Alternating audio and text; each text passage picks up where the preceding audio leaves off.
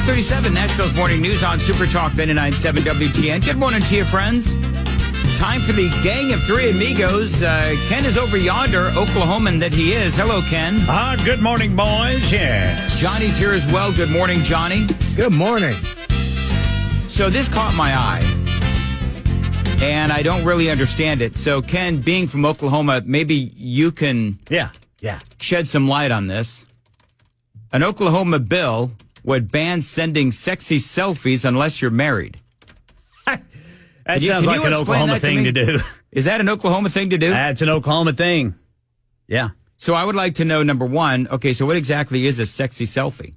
Yeah, because isn't that in the eye of the beholder? I was getting ready to say, that's kind of subjective, isn't it? Yes, it is. I mean, some people like feet. You know? Yes, they do. I mean, what's sexy about a foot? Johnny? Well, have you ever seen a beautiful woman's foot? It is quite sexy. Well, there could be a beautiful woman with an ugly foot, though. Really? Maybe she's got big old corn on it. I have never once found a foot sexy. Yeah. Have you, Ken, ever found a foot sexy? I have found feet, pretty and cute. Blue Oyster Cult sings a song. Title of the song is She's as Beautiful as a Foot. You know what they say, and just moving right along. It's a real weird song. The anti-porn bill in Oklahoma is so extreme, by the way, this is from Reason, that it could even make sexting outside of a marriage a crime. Well, maybe that's what they're going for. The wide-reaching bill would make merely viewing obscene materials, and they're air quoting this, a felony. It would also restrict unlawful porn, they say, distribution and production, while enforcement possible through both criminal prosecution and private lawsuits, and make it a misdemeanor to pose for, exhibit, or publish, they say, unlawful porn, and it goes on. It's just, it seems a little weird to me, is what it seems. Just a little bizarre.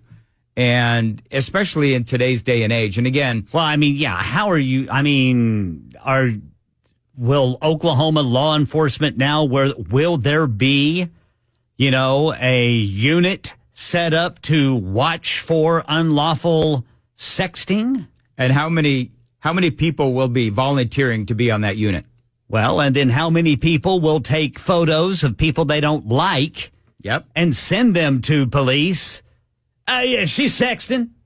That's exactly right. Is she your ex-girlfriend? No. That is exactly right. So the whole thing just seems rather... I wouldn't date a heifer like her. But you say that would She's got ugly feet. That's a very Oklahoma kind of a thing? Yes. Okay. Yeah. I mean, every legislature has those. But I mean, here's the thing. They're probably going for a wider net. They're probably the sponsor of this bill, the intent behind it is probably to try to protect minors. Yes. In some way, and this is how they see a path to doing that. Hey, did you guys hear what happened at Dolly Parton's birthday at the Grand Ole Opry? I saw that. Elle King. Yeah. This is very sad because I'm a big fan of Elle King. Yeah, now, some people are saying that this is going to be the end of Elle King's career. I don't know about that, but she got up there and I'll tell you one thing more. Hi, my name is Elle King. I'm hammered. She was so hammered. She's out there, Elle King, so hammered. Yeah. Very drunk, and there was a lot of cursing, and there was even some banter with the audience, which wasn't great. Birthday. We celebrating Dolly's birthday with the bottle. I don't celebrate a birthday in one way or two. You ain't getting your money back. I'll tell you one thing is true. Good, because you ain't getting it. Yeah, she was cursing, and the Grand Ole Opry. Wow. I guess this has never happened, where the Grand Ole Opry actually had to apologize for a performance, but they had to apologize for hers. And this was at Dolly Parton's birthday party thing. Wow. So that's really sad because I like Elle King, and this is one of those moments. She's probably got some next day regret. Oh, I'm sure. Remember what we talked about yesterday, Ken, with anxiety? Yes. With young Mac Maury about how the younger generation, they don't like to drink because they don't know what they're going to say or what's going to be posted. Right. Well, El King, welcome to Hangxiety. There you go. Yeah. Ask Morgan Wallen. Yep. Another good one, Johnny. Ask Morgan Wallen. And Yeah. so for El King, I think this is one of those moments where she's going to probably have to go to rehab. This is different than Morgan Wallen, though. Yeah. Yes, it is different than Morgan Wallen. I mean, he was being trolled. He was being followed, and people were just waiting for him to do something. And it was his personal time. Yeah. I mean, he was out partying and, And he didn't mean what he said was not meant to be. Johnny, you phrased this so great. So, Johnny, you go ahead and talk about one. Obviously, there's a difference between El King and Morgan Wallen, but Morgan Wallen was just singing a tune. Yeah, he was basically singing a rap tune. He didn't even write it. Yeah, he was coming home from a night out. And he likes rap music, and he was just singing the song at a loud volume. Yep. And the song, unfortunately, has racist lyrics in it, but it wasn't written by him. By the way, have you guys heard? I sent it to you both over the weekend, and both of you ignored me, which is fine. I didn't take that personally. And You did what? And I'm not still thinking about it. What'd you do? Let me see. I sent you guys a text over the weekend, and it was Dolly Parton's expanded version of her rock and roll CD. And Okay. I sent it to both of you, and you both ignored me, which is, again, all fine, good, and well. I'm not obsessing over it. I'm not seeing that, Brother Dan Mandis. I sent it to both of you. Yeah, I'm not seeing it either. Really? No. No. Maybe I had been drinking. Maybe you sent it to somebody else. Maybe you drunk texted Maybe I was to drunk someone texting. else. Yes. Yeah, Anyway. you did. Because I don't see it at all. Well, anyway, let's just move on. Well, she's done she released an expanded version Right. of her duets, with all the rock and roll people. Yeah. And she's got a great version of a number of different songs, including an Eddie Money song that is just incredible. So I'll go ahead and text that to you guys later. Yeah, do. Yeah, please. But it's really, really good. And I would say that the newer songs that were released, better than anything I've actually heard on. And she released it during she released it on her birthday. So this was sort of like her birthday celebration. Yeah. And what was the name of that album called? Somebody help me, please. Her new album? Yeah. Rockstar. Rockstar, that's exactly right. It was an expanded version now. I'm wondering if El King has actually, they're saying now, this has made the New York Post, by the way, effing hammered. El King slammed for ruining Dolly Parton's 78th birthday party. I don't know if it ruined the party. No, it definitely made it memorable. And That's for sure. I'm sure Dolly, she's probably taking it in true Dolly fashion. Oh, Dolly Parton, yeah.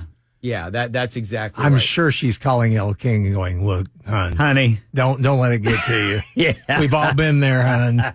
Rockstar, the deluxe edition, features 9 additional tracks, 5 of which were retailer exclusives, 4 that have never been released before. The new tracks include Eddie Money's 2 Tickets to Paradise. Good song. Yeah, It great is song. really good, and I'm not allowed to play it. Simon and Garfunkel's, in case the lawyers are listening, I know. Simon and Garfunkel's Bridge Over Troubled Water, Oh, yeah. Billy Joel's The Entertainer, and the Eurythmics' Sweet Dreams Are Made of This. I bet you she destroys Simon and Garfunkel on that song. I bet she destroys the Eurythmics on that song. She does. She does very good. All right, very quickly, moving right along. Who do you guys have an opinion on, if they polled Americans, who would be the most trusted American news voice out there? Would it be Jake Tapper? Would it be, I don't know, anybody on Fox News? Sean Hannity? Hey, buddy. Hey, buddy. Hey. Great American. Any idea? Any guesses? Wow. I have no Who idea. would be the most trusted political voice in America today? Political or news voice? Either or. Oh, They don't really specify. I really- Bill Maher. Bill Maher. Bill Maher. Well, I will say this about Bill Maher is... I know, shocking. It's not Dan Mandis. I don't know what the hell's going on in this country. What's going on? He's going to hell. He goes after all sides. That's the point, Ken. He points it out. See, that's why I like Bill Maher, is because he'll go after anybody and everybody. He will call out his own side, and he'll also clearly, as we all know, he'll call out the other side as well. One guy I do trust is Peter Doocy. Peter Doocy is another one. I like him. Yeah. I'd like to see him questioning Trump, though. I would, too. We'll see. I hope that's going to happen, actually. We'll have to wait and see what happens. Bill Maher, the political satirist who hosts Real Time with Bill Maher, is trusted more by the American people than several other high-profile names in the media. Even besting, by the way, and I was surprised that he bested Tucker Carlson, but here's the deal. Tucker is clearly not trusted by the left. Right. And Tucker is not trusted by mainstream Republicans. So there is that. Bill Maher apparently has everyone's ear. Podcaster Joe Rogan was also in the mix as well, but not as trusted as Bill Maher. Jake Tapper, I don't know who in the world would trust Jake Tapper. I mean, come on. Yeah. Joe Rogan, I will say this about Joe Rogan. I like Joe Rogan.